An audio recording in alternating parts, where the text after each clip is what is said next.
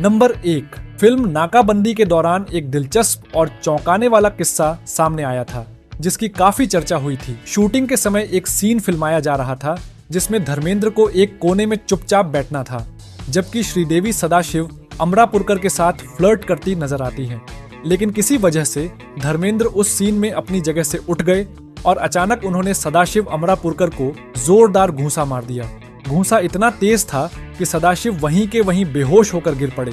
Set पर मौजूद लोग पहले तो समझ ही नहीं पाए कि क्या हुआ है।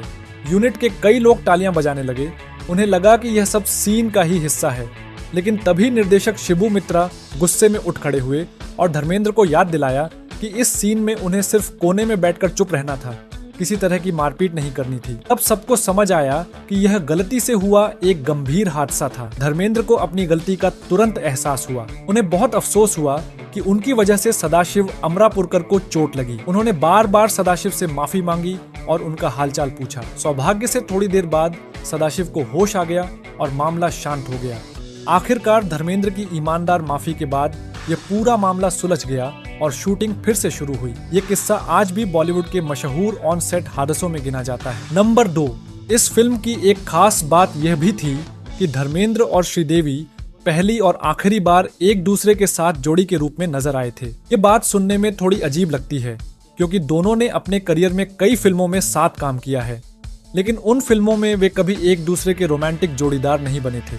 अक्सर ऐसा हुआ कि एक ही फिल्म में दोनों मौजूद थे, लेकिन कहानी में धर्मेंद्र किसी और अभिनेत्री के साथ थे या श्रीदेवी किसी और अभिनेता के साथ दिखाई दी। यानी स्क्रीन पर साथ होने के बावजूद उनकी जोड़ी कभी नहीं बनी। नाकाबंदी ही वो इकलौती फिल्म है जिसमें दर्शकों ने धर्मेंद्र और श्रीदेवी को सही मायनों में एक दूसरे के अपोजिट देखा। यही वजह है कि यह फिल्म दोनों के करियर में एक अलग और यादगार जगह रखती है। नंबर 3, फिल्म का मशहूर गाना मैं लगती हूँ श्रीदेवी जैसी। शुरू में जिस तरह से शूट किया गया था वह बिल्कुल अलग था। पहले वर्जन में जब जब गाने के बोलों में किसी अभिनेत्री का नाम आता था, तब स्क्रीन पर उस अभिनेत्री की ब्लैक एंड व्हाइट फोटो दिखाई जाती थी। जब निर्देशक ने गाने के रशेस देखे तो उन्हें यह आइडिया कुछ खास असरदार नहीं लगा। उन्हें महसूस हुआ कि गाने में कुछ कमी है और वह दर्शकों पर वैसा असर नहीं छोड़ पा रहा जैसा सोचा गया था। इसके बाद उन ब्लैक एंड व्हाइट तस्वीरों को डिजिटल तरीके से रंगीन किया गया, लेकिन इसके बावजूद भी गाने में वह जान नहीं आ पाई। तभी श्रीदेवी ने खुद एक सुझाव दिया। उन्होंने कहा कि अगर इस गाने में किसी भी अभिनेत्री की तस्वीर न दिखाई जाए और पूरा गाना सिर्फ उन्हीं पर फिल्माया जाए तो यह गाना ज्यादा प्रभावी लगेगा। निर्देशक को श्रीदेवी का यह आइडिया पसंद आया। आखिरकार गाने को दोबारा शूट किया गया और पूरा गाना केवल श्रीदेवी पर फिल्माया गया। यही वजह है कि यह गाना आज भी श्रीदेवी के सबसे यादगार और आइकॉनिक गानों में गिना जाता है। नंबर 4, लगातार कई बैक टू बैक ब्लॉकबस्टर फिल्में देने के बाद नाकाबंदी निर्देशक शिबू मित्रा की एक और बड़ी और अहम फिल्म मानी जा रही थी। उस दौर में शिबू मित्रा इंडस्ट्री में अपने पीक पर थे और एक साथ 4-5 फिल्मों पर काम कर रहे थे, जो अपने आप में बड़ी बात थी। इतनी व्यस्तता और सफलता के बावजूद नाकाबंदी उनके करियर की एक खास फिल्म बन गई, क्योंकि यह इकलौती फिल्म थी जिसमें शिबू मित्रा और श्रीदेवी ने साथ काम किया। इससे पहले और इसके बाद भी शिबू मित्रा ने कई बड़ी फिल्मों का निर्देशन किया, लेकिन किसी वजह से श्रीदेवी के साथ दोबारा उनका कोई सहयोग नहीं हुआ। इस वजह से नाकाबंदी न सिर्फ शिबू मित्रा के लिए बल्कि श्रीदेवी के करियर के लिहाज से भी एक अलग पहचान रखती है।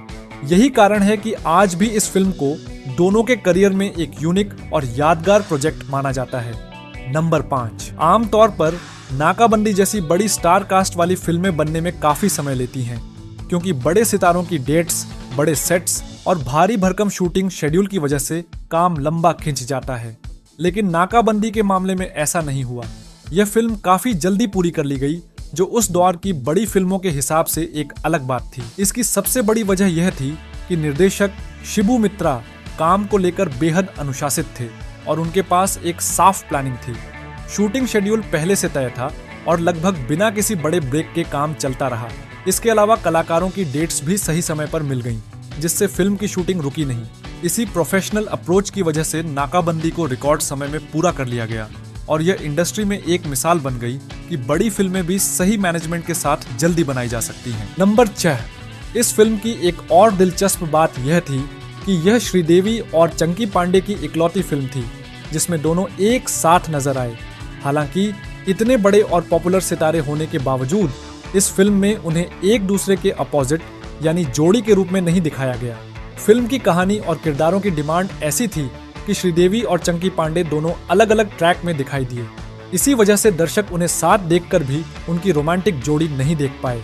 नंबर 7, आग ही आग की जबरदस्त और ब्लॉकबस्टर कामयाबी के बाद निर्देशक शिबू मित्रा ने एक बार फिर उसी हिट डुओ को दोहराने का फैसला किया।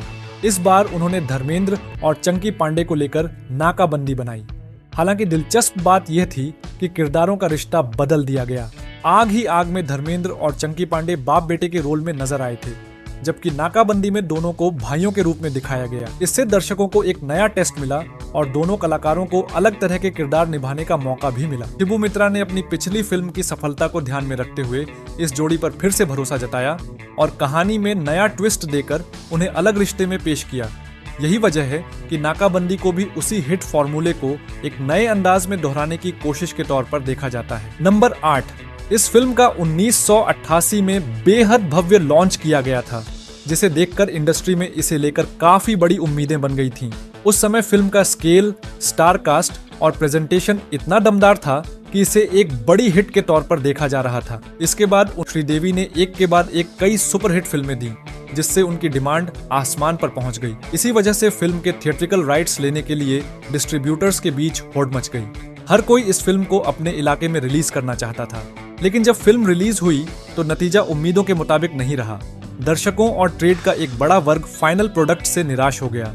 उन्हें लगा कि इतनी बड़ी स्टार कास्ट और हाइप के बावजूद फिल्म सिर्फ एक एवरेज रिवेंज ड्रामा बनकर रह गई और उसमें कोई खास नयापन या दमदार कंटेंट नहीं था। यही वजह रही कि भारी उम्मीदों और शानदार शुरुआत के बावजूद फिल्म बॉक्स ऑफिस पर वैसा असर नहीं छोड़ पाई जैसा उससे किया जा रहा था। नंबर 9, हालांकि फिल्म को लेकर मिलीजुली प्रतिक्रिया रही, लेकिन फिल्म का म्यूजिक काफी ज्यादा पॉपुलर हुआ।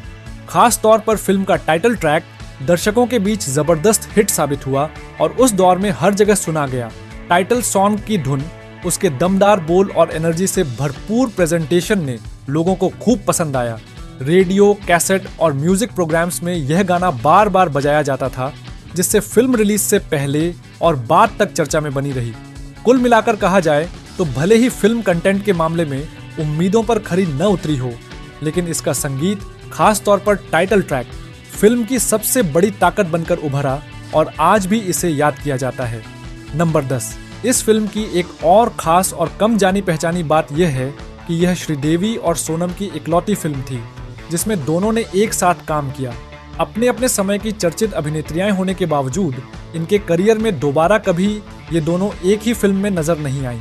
फिल्म में श्रीदेवी और सोनम के किरदार अलग अलग ट्रैक पर थे और कहानी में दोनों का साथ बहुत सीमित था, लेकिन फिर भी एक ही फिल्म में इन दोनों बड़ी अभिनेत्रियों को देखना अपने आप में खास बात थी। इसी वजह से यह फिल्म आज भी एक यूनिक फैक्ट के रूप में याद की जाती है कि श्रीदेवी और सोनम जैसी पॉपुलर अभिनेत्रियां सिर्फ इसी एक फिल्म में साथ दिखाई दी।